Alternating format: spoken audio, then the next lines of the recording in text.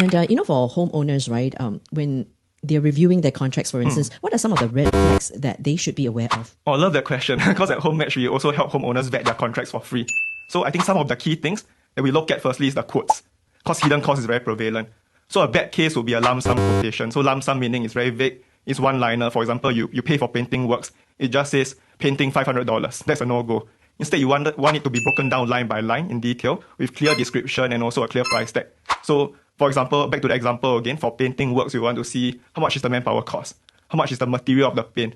Let's say you are doing sealing or plastering, then how much does it cost? And I think secondly would be payment schedule, because you talk about prepayment losses that you rightfully pointed out earlier. So payment should be made progressively. I think a fair payment schedule should also only take an initial deposit as a rule of thumb of about 20% max. So if renovators were to ask you for 50%, 100%, just a caveat, if it's a very small renovation, it's okay. But most times it's a red flag. Yeah, so you don't want to be paying more than 20%. And you want to pay in milestone phases. So you don't make unnecessary payments up front. And I think another good thing that we advocate to negotiate for is something we call a withholding payment. So this is usually a 5 to 10% payment that you withhold until the renovator actually satisfactorily hand over the home to you.